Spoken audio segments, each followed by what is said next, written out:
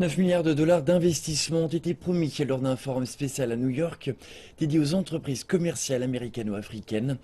L'événement vise à bâtir des ponts commerciaux entre le continent africain et les États-Unis et c'est la deuxième fois qu'un tel forum se tient aux États-Unis.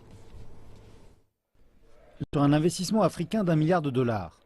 Mercredi, le partenariat Power Africa, sous l'impulsion du gouvernement américain, a signé 6 accords totalisant 1 milliard de dollars.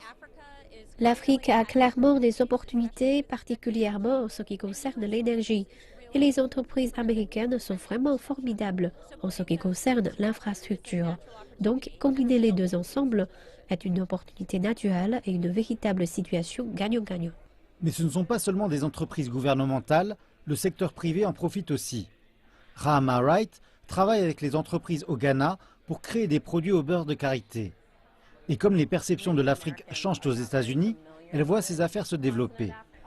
De nombreux Américains ne sont pas très familiers avec le continent africain et je pense que l'une des choses auxquelles aura contribué le président Obama c'est l'idée de considérer les gens selon une autre perspective.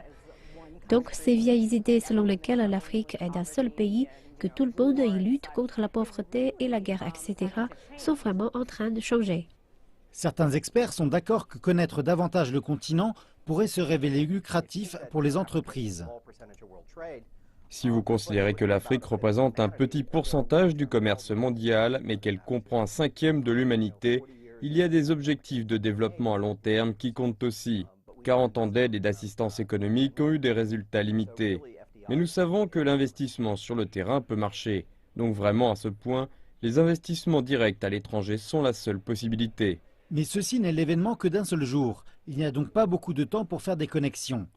Cependant, avec près de 50 chefs d'État, dont les présidents sud-africains Jacob Zuma et ghanéen John Dramani Mahama, plus de 150 PDG africains et américains participent. Et on espère que les conversations qui se tiennent ici pourront susciter du commerce sur le continent.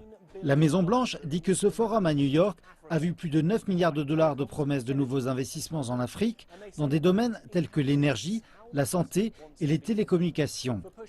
Et elle ajoute que cela résume bien comment le président Obama veut qu'on se souvienne de lui, comme quelqu'un qui a fait avancer non seulement l'aide sur le continent, mais aussi le commerce.